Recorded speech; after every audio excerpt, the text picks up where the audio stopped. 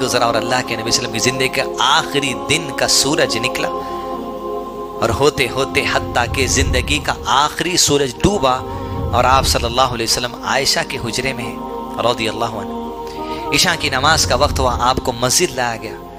یہ اللہ کے نبی صلی اللہ علیہ وسلم کی زندگی کی آخری عشاء کی صلاح تھی، اس کے بعد دوسری عشاء کی صلاح پر فرض نہیں ہوئی۔ عشاء کی صلاح کے بعد نبی صلی اللہ علیہ وسلم کو گھر میں لایا گیا۔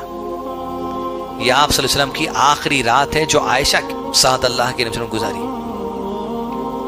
وہ نبی صلی اللہ علیہ وسلم جو دنیا کے لیے قرآن کو نور کی شکل میں لے کر آئے، وہ آخری رات گزار رہے۔ اما عائشہ کہتی ہیں اس رات چراغ جلانے گھر میں تیل نہیں تھا،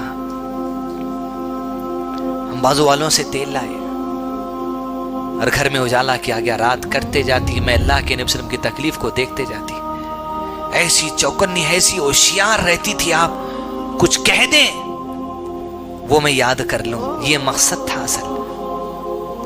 پل گزرتے جاتے رات کی نیند کٹی اور اللہ کے نبی صلی اللہ علیہ وسلم کی زندگی کی آخری فجر کی نماز کی اذان بلال نے دی رضی اللہ عنہ۔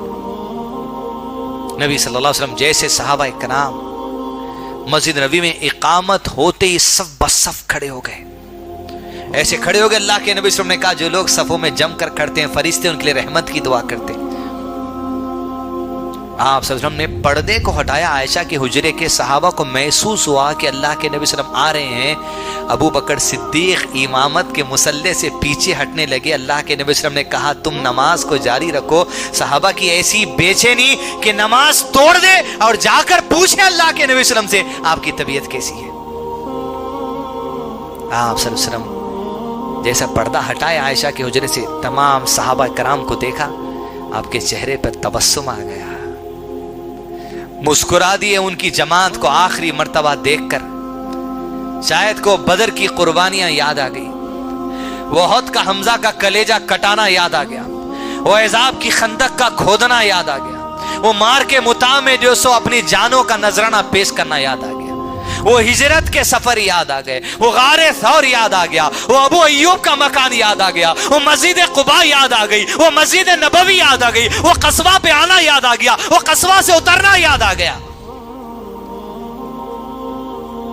پھر آپ صلی اللہ علیہ وسلم جیسے فجر کی نماز کے بعد حجرے میں آئے، حضرت عائشہ کے پردے کو ڈال دیا۔ اللہ کے نبی صلی اللہ علیہ وسلم کی اب زندگی کے آخری ایام شروع ہو گئے۔ ان عائشہ رضی اللہ عنہ کہتی فاطمہ اللہ کے نبی صلی اللہ علیہ وسلم کی تکلیف کو دیکھ کر رونے لگی، کہتی آئے بجان کی تکلیف جو اپنی ماں عائشہ کے گھر میں بیٹھی ہیں رضی اللہ عنہ۔ اللہ کے نبی صلی اللہ علیہ وسلم کہتے رو نہیں، آج کے بعد تیرے والد کو پھر کبھی تکلیف ہونے والی نہیں ہے۔ پل گزرتے جاتے حتیٰ کہ اللہ کے نبی صلی اللہ علیہ وسلم آئے، حضرت عائشہ کے ٹھڈی کے حصے والے سینے کو اپنا سر لگا کے بیٹھ گئے۔ اللہ اکبر۔ جو دنیا جس کے دیدار کو تڑپتی ہے آج بھی، اور شوق ہے ہر مسلمان کی محبت ہے کہ آخرت میں اللہ کے نبی صلی اللہ علیہ وسلم کا دیدار ہو جائے، وہ محمد صلی اللہ علیہ وسلم عائشہ کے سینے کو ٹیک لگائے بیٹھے۔ یہ اعزاز ہے حضرت عائشہ کا، کسی کو نہیں ملا، معمولی بات نہیں ہے۔ حتیٰ کہ اللہ کے نبی صلی اللہ علیہ وسلم سے ملنے کے حضرت عائشہ کے بھائی عبد الرحمن آئے مسواک کرتے ہوئے۔ انداز بیان دیکھیے حدیث کا، حفاظت حدیث کس چیز کا نام ہے، یہ کوئی عائشہ سے سیکھے رضی اللہ عنہ۔ آپ اپنے شوہر کے چہرے کو دیکھ کر پہچان لی اور پوچھا اللہ کے نبی صلی اللہ علیہ وسلم کیا مسواک کرنا چاہتے؟ اشارہ نہیں تھا، خالی دیکھیں آنکھ گھور کر، آپ کی چاہت ظاہر ہو گئی۔ یہ صحابہ کرام کا انٹیلیجنس ہے، یہ رسول اللہ صلی اللہ علیہ وسلم کی ایک ایک حرکت پر نظر رکھنا ان کا یہ معاملہ ہے۔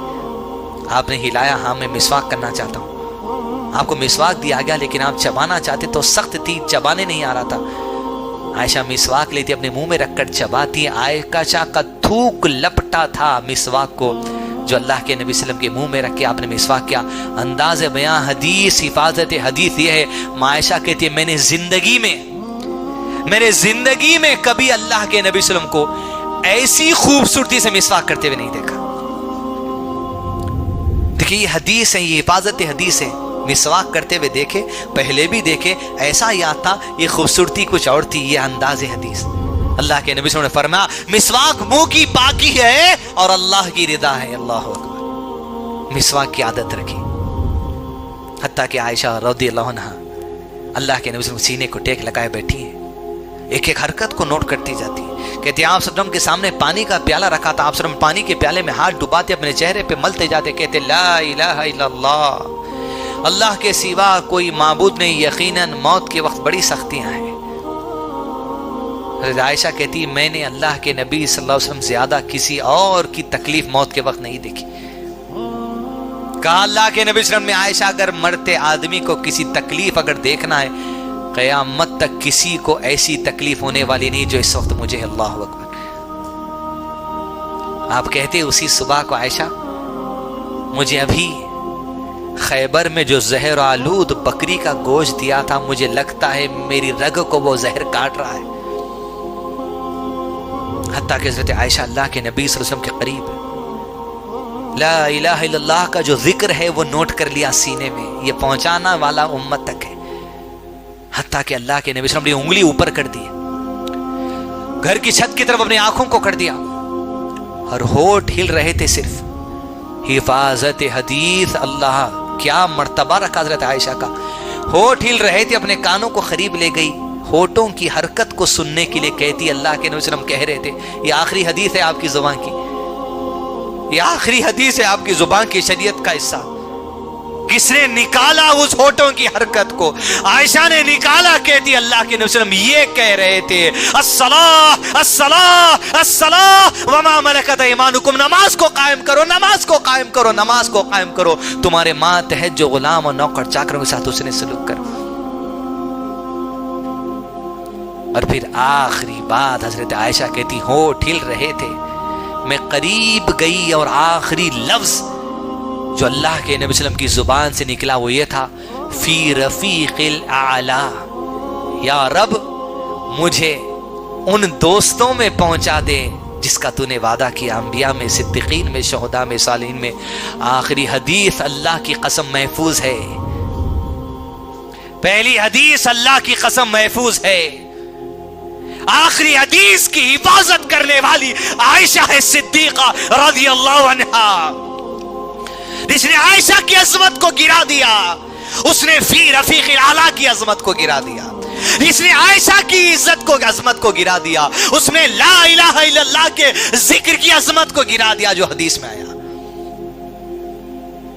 حتیٰ کہ کہتی کہ آپ کا ہاتھ نیچے چھٹا, ہم سمجھ گئے کہ اللہ کے نبی سے وفات عمل میں آ گئی.